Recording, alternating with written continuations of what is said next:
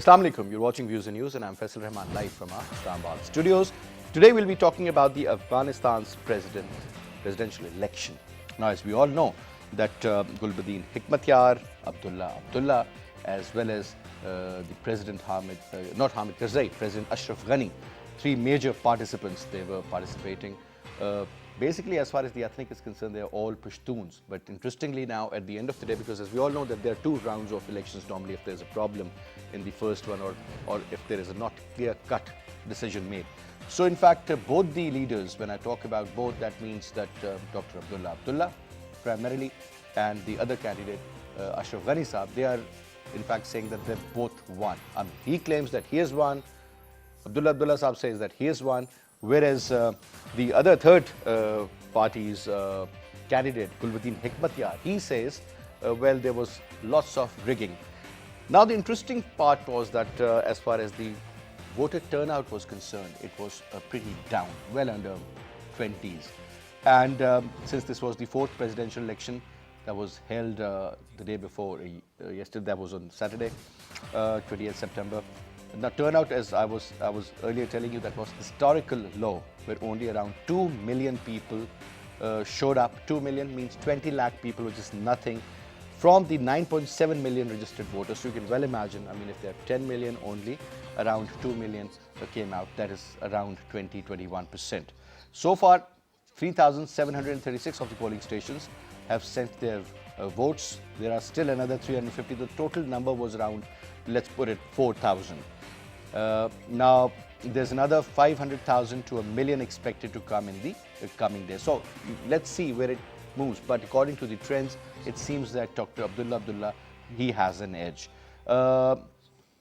Chief Executive Abdullah and President Ashraf Ghani claimed victory over the first two rounds of the first round of voting. Senior IEC official Rehman slammed the claims of victory as premature.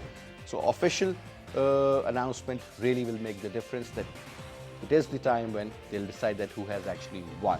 If you remember, there were similar problems in the previous election in 2014, where Ashraf Ghani was declared as the winner.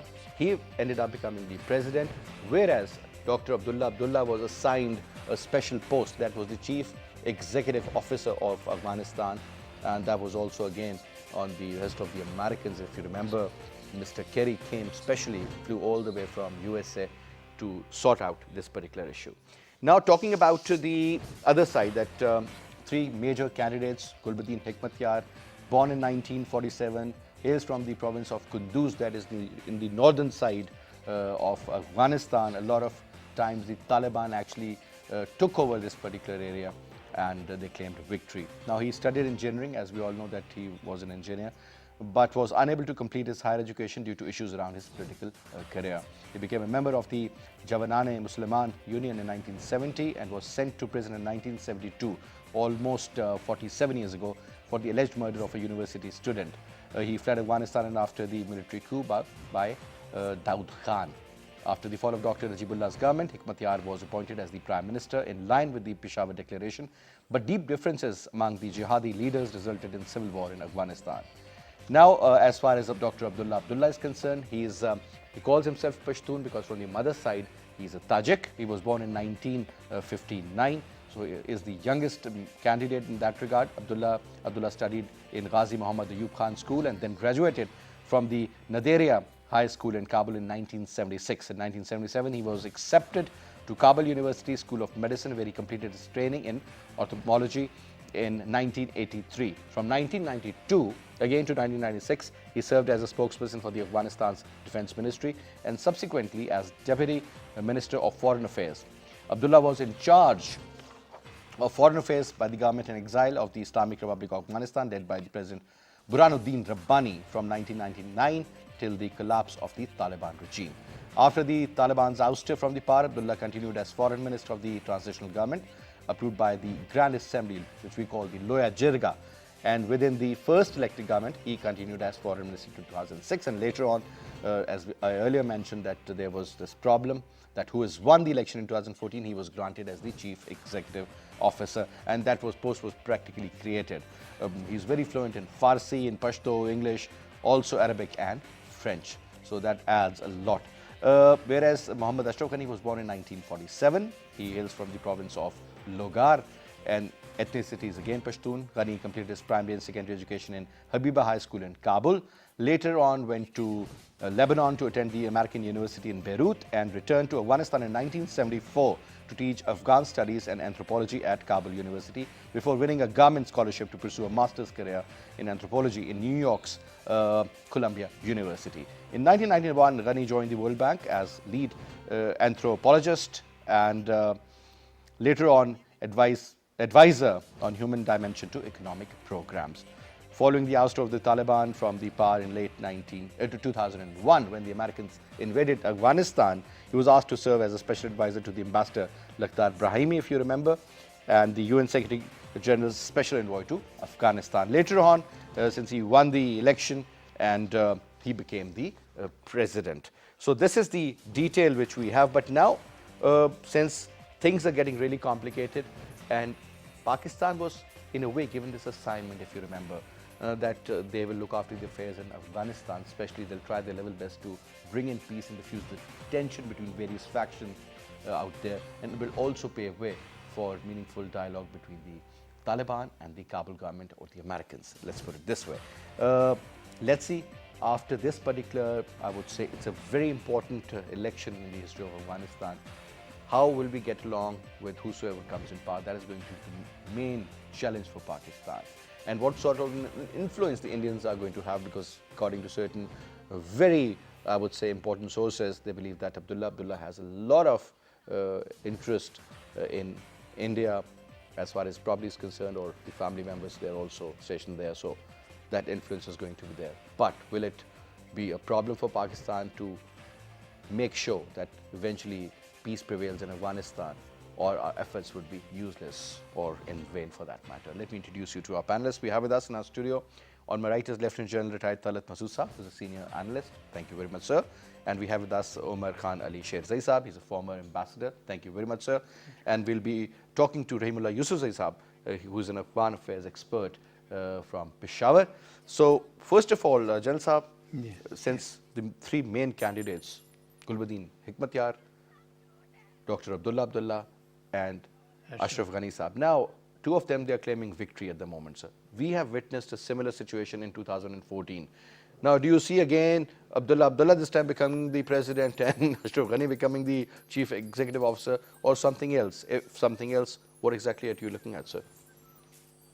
Well, I think it all depends on how the elections have been conducted, because it's not only they that they are watching, it's also the people of Afghanistan and also international observers that are watching as to the extent of how correctly the elections were held, were there any fraud in it, were they really honestly conducted.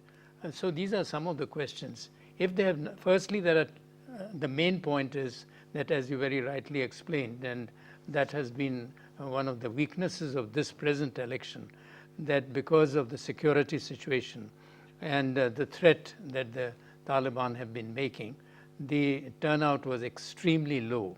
That by itself reduces the importance of the election, in the sense that if only 1/5 of the eligible voters are participating, you can imagine that it is not truly a democratic way of representation. Yes. Yeah. So that is one aspect. But of course, the reason is obvious, that it is because of the security situation primarily, and the threat that the Taliban had made, and the incidents that were continuously taking place prior to the election, during the election, which prevented this very thin turnout. Then comes the question as to, as I said earlier, as to whether these elections were conducted in a fair manner or not.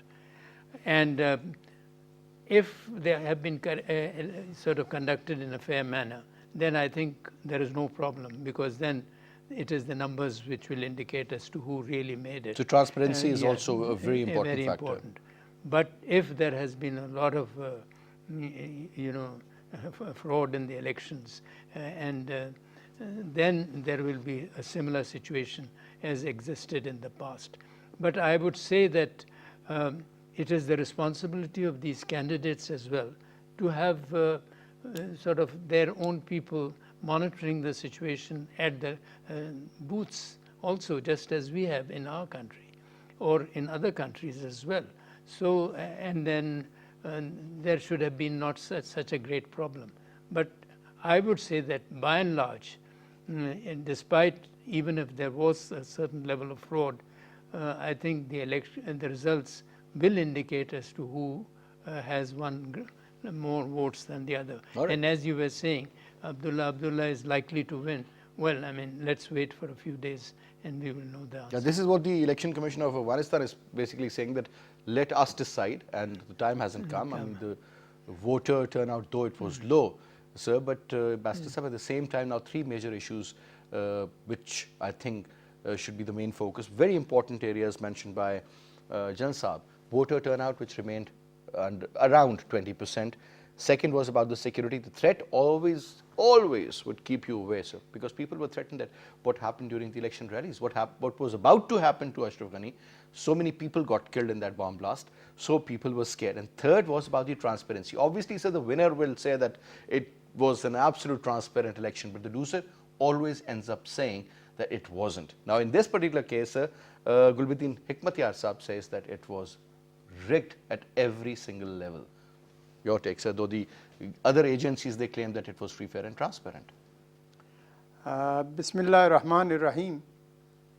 I personally feel that, well, of course, under, this present government, which the Taliban call a puppet government, and it is, frankly speaking, not a representative government as such in true sense. That the elections were conducted under their banners and they were in power. But because the interim government, that concept doesn't exist in the constitution of Afghanistan. Correct, sir? Well, that doesn't exist, but it is not something absolutely Quranic that they should not. They can always, they could always have amended. Because if you are holding elections under a person who is himself contesting election, how you could claim it could be fair and free? Actually, the chief executive officer as well as the president both were. That is a big question mark. So you can hardly call it, from an international point of view, that it could hardly be called fair elections. The best would have been that they should have created an interim setup, should have handed over the government to the Chief Justice, who should have hold the elections, and but then comparatively the transparency would have been much higher. In my opinion, that this election, instead of bringing the Afghans together, would create further dissensions among the Afghans. But who wins? The question is, it is not for the Afghans to decide. It is for some people else, who are holding the real reins of power in Afghanistan. Now, Jalal Sahib, if you remember, during a couple of elections, during the last 3-4 elections in Afghanistan, when Hamid Karzai got into power and he had Abdullah as his number 2, basically, sir, as a foreign minister. Everybody thought that things would change, but eventually they tried at their level, we tried at our level, and they were under a lot of influence by the Indians, so things were not that great for Pakistan. And I can recall so many venomous speaks, kindly let me use this word, venomous speaks from Hamid Karzai and always from Mr. Abdullah, right, sir? This time then, Mr. Ashraf Ghani, when he came into power, we all thought that the ties between Pakistan and Afghanistan would definitely improve. Nothing happened, sir. Eventually that word that brother Muslim countries or the brother neighboring countries, even the word brother was also eliminated in certain cases, openly admitted by the Afghan government. And again, they were also under the influence of the Indians. Now this time, sir, let's suppose, the 2 we have checked, the third is Abdullah. Let's suppose if this person gets the absolute power as the president and gets the support of the Americans, and obviously he's going to get a lot of support from the Indians, and we'll talk about the eastern border issue, but that pressure will remain there. But don't you think Afghanistan will become a real problem for Pakistan and their soil would be used against Pakistan by design then, sir? No, I will not assume in this way. You see, the thing is, it's twofold. One is that if the conditions in Afghanistan deteriorate, the law and order situation, and there is a sort of, God forbid, a civil war that is there in Afghanistan as a consequence of the Taliban creating problems, or no, the parties not accepting the elections, and if there is a lot of turmoil in Afghanistan, it will have a fallout. But the point that you are making is that if this gentleman becomes, say, Abdullah or XYZ, then the point is that they will be very hostile towards Pakistan because of their past history. Yeah, that is very true. The fact is that, but the Pakistan has a certain importance as far as, a great importance as far as Afghanistan is concerned. They cannot afford to ignore and cannot afford to, when they are in government, when they are running the country, they cannot afford to have a conflictual relationship with Pakistan, because what happens is it reflects then on their own efficiency and creates serious problems for the people of Afghanistan. So they have to have functional and a good, reasonably good relationship, irrespective of what the personal aspect is concerned. As regards their relations with India, that is fine. I think that they have always used India to counter their own perceived, which is somewhat wrongly perceived, thinking that Pakistan tries to influence events in Afghanistan and tries to dominate Afghanistan. In order to counter that, they have always used the Indian card. But I think Pakistan's also policies have changed a lot in the last several years, especially during these last 3 to 4 years. And the military has been playing a very major role in trying to build confidence in Afghanistan, that Pakistan is interested in the stability of Afghanistan. Pakistan wants to have very good relations with Afghanistan, and we want secure borders. And so I think, let us hope that irrespective of whosoever wins, the relationship with Pakistan will be normal, and the fears and apprehensions that you mentioned and the history that has been between Afghanistan and Pakistan would not be repeated. I think, sir, both the countries primarily, they need to revisit their foreign policy towards each other. I think that is the requirement of today's politics. Sir, if you allow me, sir, if you can join in by Yusuf Zaid Sahab. Assalamu alaikum, Janab. Wa alaikum salam. Yusuf Zaid Sahab, thank you very much for taking out the time and talking to us. Now, so earlier we were having a word. We have with us Umar Khan Ali Sher Zaid Sahab, the former ambassador, and Lieutenant General Talat Masood Sahab also, sir, in the studio. So we were having a word about the fallout of this Afghan election. There are a couple of fears. For example, that if Abdullah wins the election, what sort of a relationship he'll be looking at with Pakistan, sir? Is it going to be a hostile one? Or do you think the time has come that both the countries need to sort of revisit their foreign policy? And secondly, sir, what about the result? For example, if both the candidates do not accept what has happened and who is going to be the winner, who is going to be the loser, do you think this particular issue can actually escalate towards a civil war kind of a situation, sir? Yes, I think your first question regarding the likely election of, say, Abdullah, we don't know yet, but he's claiming victory. I have my doubts. But, if he is the president, we are looking at his past. He was part of the Northern Alliance, which had a very unfriendly attitude towards Pakistan. But I think that, over the years, I believe that the situation has somehow changed, not fully, but partially. And I don't think that Abdullah or his followers or his supporters are as hostile to Pakistan as they used to be. I have heard people from the north, people who are Pashtuns, who were earlier supporters of Northern Alliance, saying that we should accept the Durand Line as the international border. So the non-Pashtuns, because they're not really affected by this border, they're a bit far away. Unlike the Pashtuns, who are mainly supporters of Ashraf Ghani. So we have to keep that in mind. I think that maybe it will not be as adversarial, the relationship, as it used to be in the past. And also Abdullah and anybody else will realize that they need to have friendly relations with Pakistan in order to, to keep the Afghan economy running, in order to, because of the 2.7 million refugees we have, in order to have peace in Afghanistan, they need to have good relations with Pakistan. The second question, I think we are heading towards that situation which emerged in 2014.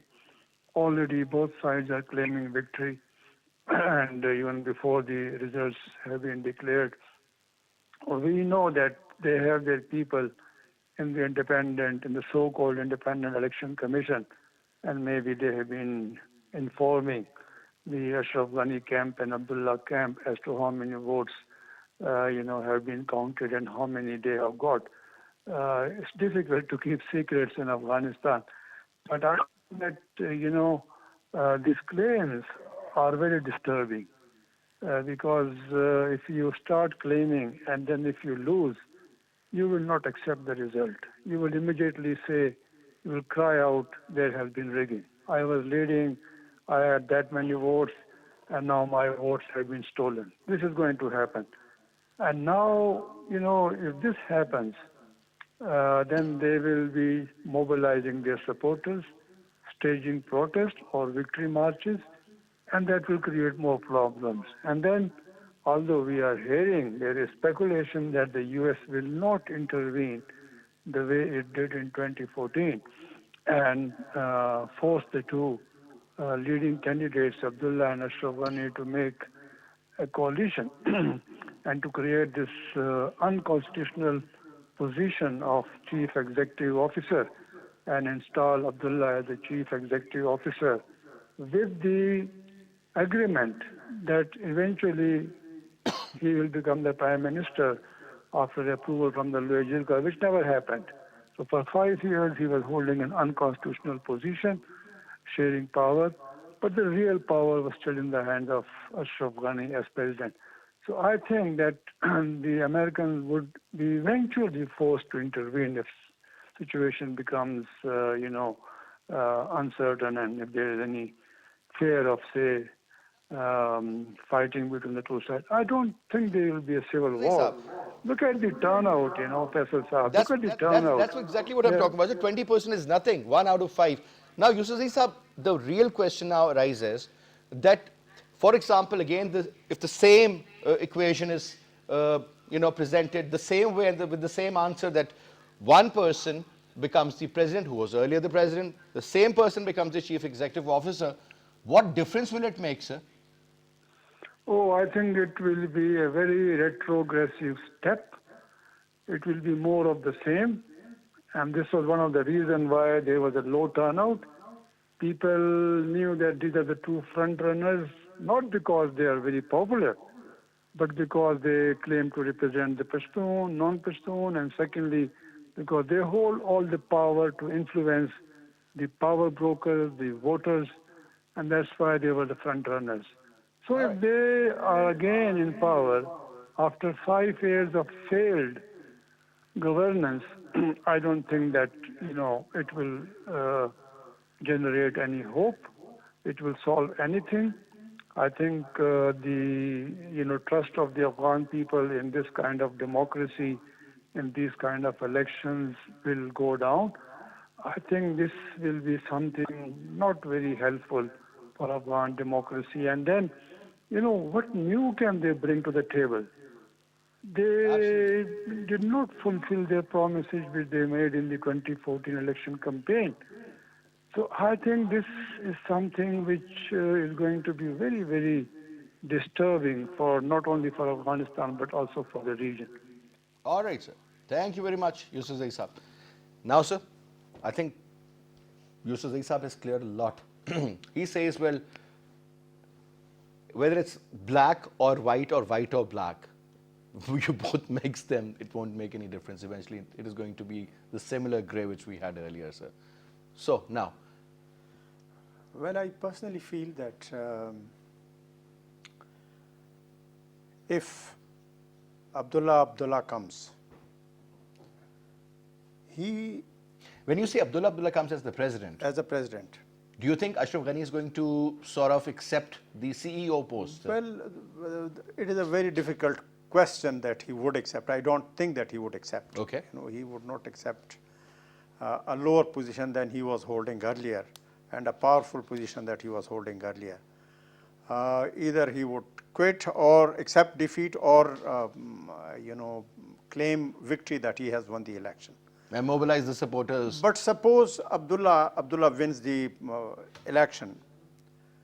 My own feeling and whatever I have studied about Abdullah, that his attitude towards Pakistan is extremely inimical. And of course, when he becomes the president, because of the circumstances, he has to have some sort of relations with Pakistan because it is a landlocked country. They cannot survive without, Pakistan's help and Pakistan's assistance. He would not have a friendly relations with Pakistan, but he would have correct relations with Pakistan. Call them transactional. There is a difference between friendly relations and correct relations. So, because he is, the Indians have invested a lot in him, and he is one of their assets. His family is there, and he would certainly not deny the Indians at any cost. So he would primarily follow the guidelines given to him by the Indians and of course the Americans, and I feel that the relationship would not be an easy relationship between the two countries if Abdullah comes. Similarly, Ashraf Ghani tried his best to show his animosity towards Pakistan, but I think at the end of his tenure, he realized that he cannot have a very good government without the support of Pakistan, because Pakistan is very important for the Afghans. Sir, what about the support? I mean, when you say support, means some sort of political support, some sort of a moral support, diplomatic support, talking about some financial support. Earlier we offered 500 million dollars rather. They refused to take it from us. You talk about the trades and look at the way the volumes have gone down between the two countries. Every other day we hear that there was an attack from the Afghan side of the border and resulting in so many deaths of our soldiers and even civilians in certain cases. So do you think this is going to further multiply, sir? If that is the case, then there is some serious threat. I don't think, because as I said, that it is a landlocked country and they are almost 90% dependent on Pakistan for their livelihood even, So food, medical, you name it, schools, everything. Well, you see, if you go to Peshawar, all the hospitals are full of the Afghans, for medical treatment and things like that. So they cannot have a solo flight, like that. They have to have correct relations with Pakistan, whoever comes. My own feeling is that as between the two, if Ashraf Ghani comes into power, he would be more suitable, better for Pakistan than sir, another point. Now, sir, starting from Ahmad Shah, was even prior to that, sir, Abdullah was always in the camp of the Northern Alliance, right, sir? One of the main men. I know. Ahmad Shah Massoud was assassinated. Later on, this person emerged as the main face of that party, right, sir? Now, Abdullah has a history. Abdullah the way he's been talking about Pakistan, the way he's inclined towards India, that's very obvious, very known. He tries to claim himself as a hardcore, thoroughbred, blood and thoroughbred Pushtun, but that Panjshiri element, that Tajik element, you can't rule out, right, sir? So that affair of his towards Panjshir and that history which is there, which we have all read about. Now this man coming into power, what sort of a message would that be for the Taliban factions? Don't you think in that case they'll get united, they'll get more powerful, they'll forget about their differences and totally go after the government, sir? Well, Taliban would get more united and more powerful, and because they know the history of Abdullah and his attitude towards Taliban, and so the Taliban would become more powerful and more united. And I don't think that it would be easy for them to rule in Afghanistan, because the Taliban have, as I said in my earlier shows also, that Taliban now have lots of options.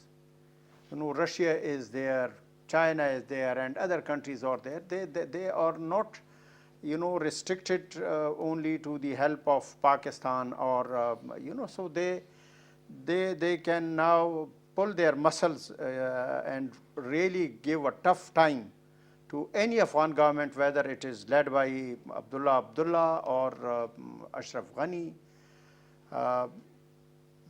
Of course, Gulbuddin Hekmatyar has no chances because there is maybe a tie between these two. But I think his role will be very important in bringing in stability in that Kunduz region, sir, where the Absolutely. Taliban every other day they end up occupying the place, and then the Americans, they have to intervene along with the Afghan forces, and so many attacks have taken place over there, Yes. for which Pakistan was blamed interestingly. I mean, that is somewhere in the other part of the world, sir. I know I have been the Consul General in Yeah. Mazar Sharif, and So- I know the area. I have seen each and every inch of Afghanistan. Now coming back to you, Jalal Sahab, now, our foreign policy is always a policy where we will try our level best to make more friends, less enemies, diffuse the tensions, try to make sure that if there are any differences with the neighbors or in the region or otherwise, we believe in talks. And this is what we have also suggested. Our Prime Minister on numerous occasions have said that I always suggested talks with the Taliban while I was in power or even now, while he wasn't in power or now. Now, the talks in one way or the other got derailed in a way, sir. I'm not sure what is going to be to happen later at some stage, but it seems that there is some sort of an issue. With this kind of a government, sir, and the Americans planning to retrieve, which this is exactly what Donald Trump had earlier said before winning the election. And again, I think one of his major mantra would be about this, that I want to exit.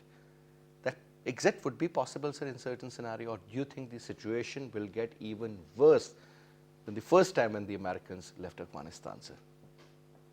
Well, it is very difficult because it depends on the situation. Of course, one does not expect that Afghanistan would be very peaceful, even if the elections are somewhat peaceful, and there is not so much of enmity between the two major candidates. I mean, the first thing is that the results should be the least contested. If the results are accepted by the other party, sir, there are more than 2,500 registered complaints. 2 million people voted, out of which, just about look at the ratio. That's what I'm saying. That firstly, I think the main problem at the first instance would be that as to how to sort of get over this aspect, as to accept that somebody has won. One of them has to win. Mm-hmm. So they will have to accept that. The Afghan people will have to accept that. If they don't accept, then there will be again a conflict between the two parties fighting and saying that it's not a legitimate government and so on. That would be then exploited by the Taliban also, because they would say that that is why we never believe in the type of elections that take place, and so it will be an excellent opportunity for the Taliban to further destabilize the elected government. So I think that is one aspect which both the candidates must understand, that if they really oppose the domination of Taliban, they have to accept the results, and if there are any differences, they should not go on the streets, they should not create further problems for the one who has been elected. So I think that is a fundamental point. Secondly, the more important one, and I think that is what you are referring to, that whether, irrespective of who is elected, whether Ashraf Ghani or Abdullah, will the Taliban accept the elections as, as legitimate, bona yeah? fide? Because they have always said that we don't accept these elections. We think that this is all, they are all puppets and they don't deserve to be the rulers of Afghanistan. So I think that conflict will continue unless there is some sort of a peace agreement between them, and how, they have made a lot of, from their perspective, enormous sacrifices. And they have been fighting for years now, and they would not just lie low after the elections and to accept either of these presidents. So the conflict will continue unless they get a major share or some sort of an understanding takes place between the Taliban and the government in power, which should be brokered by the Americans.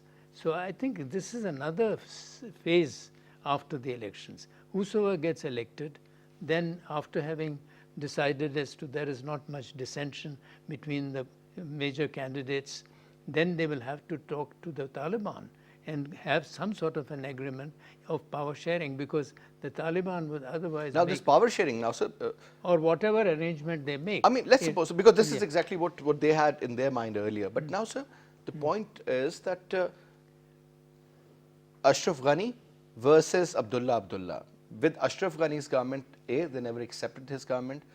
B, they never wanted to talk to him because they always believe this is a puppet regime. Secondly, this man holds no power, so either we'll talk to the Americans or we need some sort of a support from the international community so that, whatever is decided, they should stick to it.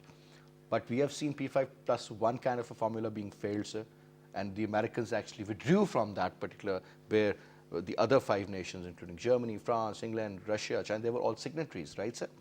In this case, when you're dealing with, A, they call them non-entity or a non-state actor or a hostile regime, and we all know the kind of material that's been written about the Taliban in the Western world.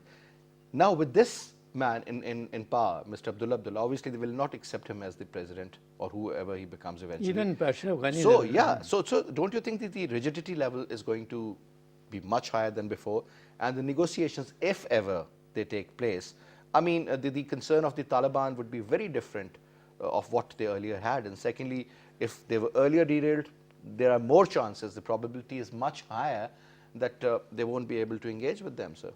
You see, the first thing is that if the Taliban genuinely think that they are popular, then what is preventing them from participating in the elections? I mean, I'm talking of a broader question. This is the broader question.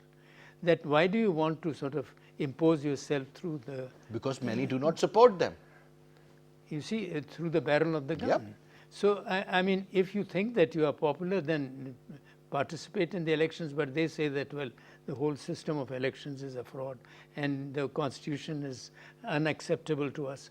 So there is a fundamental, I mean, there are several challenges that the Afghan government, irrespective of whosoever becomes the president, will continue. And especially when the Americans are leaving, the situation gets even more unpredictable. Because, of course, the Americans with their forces there, even if they were not really directly participating, had a great influence in maintaining some sort of a semblance of peace and order in Afghanistan. Now, if they also withdraw, which I hope they will not withdraw just like that, because all the, it will have very serious implications for the region as well. So I think what we should now, it's the duty of the neighbors as well, to sort of advise Afghan leadership that they have to really accept the results, and if there are any misdemeanors as far as the election was concerned, or the rigging in the elections, then that should be the responsibility of the Election Commission. And that is then the responsibility of the Afghan people as well. Because you have a government, if it does not have a system, then obviously the whole responsibility lies on the leadership.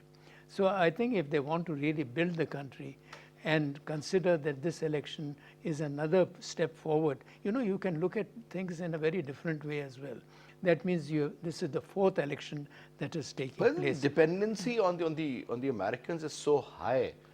I mean, they do not have any economy of their own as such. This is the most unfortunate part. So if the dependence is like 100% on the Americans, even you can't pay your soldiers, you can't pay your military, you can't pay any government staff without their support, then the Americans obviously will enjoy a certain level of influence within all those who've been either planted there or have been elected through their own means or otherwise, sir. First of all, I would like to say that we have also a lot of misconceptions about the Taliban. And I'm really surprised why we are so much allergic to Taliban. When the Taliban were in power, we had absolutely peaceful borders with them. And there was no problem as for Pakistan we had peaceful was borders, concerned. but they never accepted well, as for their internal governance was concerned, that was their problem.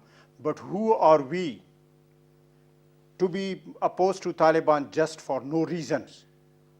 That is that we are always sacrificing our national interest for the sake of others. We should develop equation with the people who are friendly with Pakistan, who have always favored Pakistan. And I can quote so many examples where the Taliban helped Pakistan in very tricky situations. The problem is that only 20% was the turnout. Let's say 10% voters did not vote because of the fear of Taliban. But why the other 70% didn't vote? The people, frankly speaking, are fed up. They are fed up of both these two candidates, and every Afghan knows that this is a puppet government, and they have no interest whatsoever in the development of Afghanistan. As you were saying right now, that what they did in these 5-6 years. Have they changed the fate of the Afghans? Is even there any post difference? 9/11, let's put it this way. They have after become much poorer. They have become much poorer than they were. So for us, I have been saying that don't speak against the Taliban, because Talibans have not done anything bad to Pakistan. They have always been very good to Pakistan. So we should be more interested in our own national interest. Anybody who is good to Pakistan, we should be supportive of them. And secondly, we are underestimating the Taliban's power. What if the Taliban are declared as terrorists by the Americans and accepted by the most powerful countries in the world as well? And even then they were talking to them. They were sitting. What I'm saying is that if the talks fail and they're openly declared as terrorists, I had said in one of the talk shows that when Zalmay Khalilzad was brought, as the chief negotiator, I said these talks would never succeed. What's the reason? Because Zalmay Khalilzad knows for sure that if an interim setup is established and there's free election, the Taliban would win and they would come into power. And he would never want... And that kind of a setup is not suitable for the Americans. Suitable, he doesn't like the Taliban, and he chose the American line of action, and therefore he was trying to sort of prolong the negotiations, and finally when they were about to sign and other countries signed that agreement, the Americans just... So finally, sir, no reason. I think 19th October is going to be a very important date when the exact result will appear, sir, and then we'll be able to say that who has won and who has lost. But prior to that, I think that period of like a little over 2 weeks is going to be equally important, just to see what exactly is going on in Afghanistan. What if the voters come out on the street, supporters are there and clash is taking place, and some third party ends up blasting a bomb or something of that sort, I mean, that bloody Afghanistan is going to be a real problem. I guess situation in Afghanistan, Jalsab, is very fluid, but I think we should also look at Afghanistan, monitor it very closely, and that wait and see situation, as they call that in the stock market. You see, it doesn't matter. It all depends. I feel that we should not in any way interfere. I think this is exactly but what is we most should, important for us remain is that absolutely neutral. Yeah. Let's Yeah. see Well, what that happens. is elections. And then, of course, you cannot But sir, I think tolerate. Pakistan has to look after its their own interest. I think and that the is very interest important. is that there should be peace there, and if there isn't peace, then we have to also protect ourselves by strengthening our borders. I think that holds the key. That sir. that is what we should do. Sir, I was just told that we're totally running out of time. I guess this topic definitely needs more time, and we'll definitely talk about it in the coming days as well. Inshallah. But sir, thank you very much, sir. Thank you. And Ambassador, was a pleasure having you. Thank And that's you all very we have much. for this hour. Thank you. I'll see you again. Till then, you take good care. Assalamu alaikum and Khuda Hafiz.